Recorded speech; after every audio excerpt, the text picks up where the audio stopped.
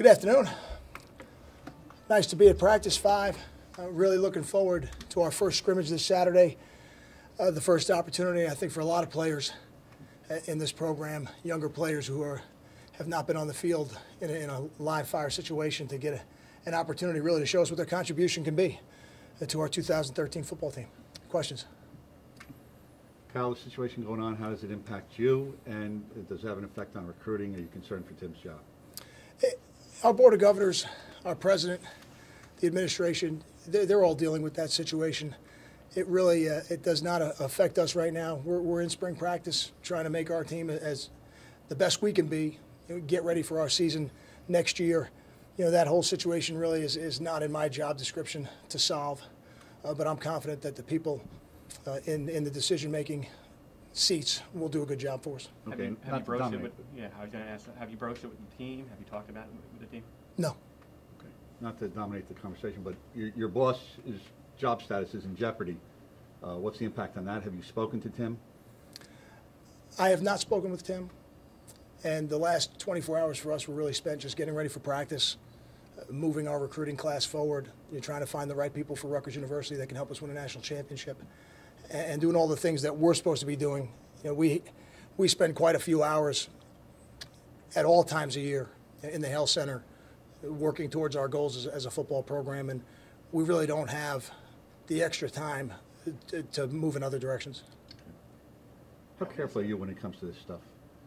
You've been coaching a long time, about knowing where that line is not to cross when it comes to physical contact with kids and verbal abuse. The way we structure our practices, they're open to parents at any point. I tell the recruits that, I tell the parents that, and when I go through the hiring process, it's always important to me to hire coaches that I would be comfortable coaching my own son. And for me personally, I've coached every player over the last 20 years with that same thought in mind. We drive our players very hard, but the way we coach it in our football program, I'm very proud of. Are you personally offended? You saw the tape probably. Are you personally offended by the contents on that tape? I'm not going to comment on that. I think there have been enough comments on it already. How has Steve adjusted the last couple of days? Steve Longa? Yeah. Steve's done a nice job.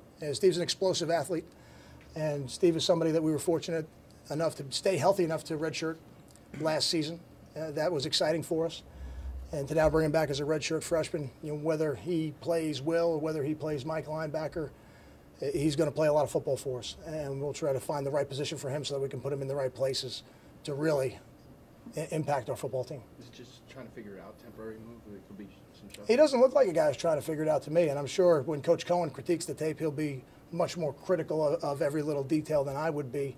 But just watching him play the linebacker position, he's very natural. He fits the open holes and the open windows very naturally, and that's what you look for. And then he has the ability to close. He has the closing speed that you want. What are you looking to get out of the scrimmage Saturday, and how will it be structured? Will it be a game situation? It'll be game situation for the most part. We won't put the coaches in the booth. At least my thought is not to do that at this point, and we'll see if there's any strong opinions the other way from the staff. But I think to take the coaches completely off the field and now allow the players to go out there and play through the situations of the game as they come up, you really are forcing another level of focus and concentration. You can't really simulate game day because you don't have the crowd there. You don't have the other distractions that come with whether it's the home fans, the opposing fans, the televisions, the cameras, whatever it would be. But there is something about being in the stadium, being on the field, inside the white lines, by yourself, having to hear the call or see the call, and then play offense, defense, and special teams. And it'll be a very telling experience, I think, of where we're at as a football team. Coach, how has your tight ends developed so far this spring? I think we're building a little bit of depth, and I think we needed to. Certainly, Paul Carazola, Tyler Croft have a resume to at least look at. Michael Laro has made some strides. He needs to make more. Belia has made some strides. He needs to make more. But now we've got 4 players working at a position where before spring practice we'd only have 2 returning. So again, Saturday will tell us a little bit more about how close we are to being able to add to that depth and give those other guys an opportunity to say, who are going to be the playmakers. Not just the guys who can hold up in the run game and do a good job in the run game, when they get the opportunity to catch the ball in space and make plays, who are going to be the ones that can do it for us. A couple of guys left practice injured. Any updates on them?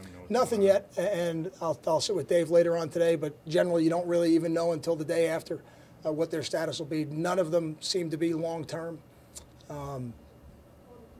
Lorenzo Waters was not here today. I'll give you a little update on that.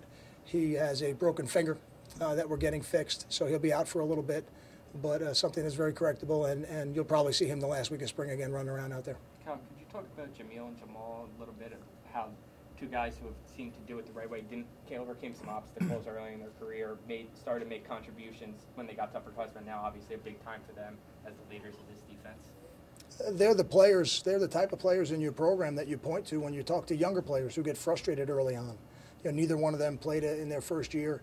I'd have to go back and really see how much Jamil played in his second year. You know, Jamal not till his third year. And at the end of their careers, they're both going to be really impactful players here at Rutgers and have an opportunity to play at the next level. They're the type of players that every program needs. You know, you're fortunate sometimes to get a guy who comes in and starts right away as a true freshman, but you really build your program on the players in your program that develop over time, because that takes a lot of work, a lot of effort, a lot of concentration, and a lot of discipline, and those two guys have done an excellent job of it. Thanks, Coach. Thank you.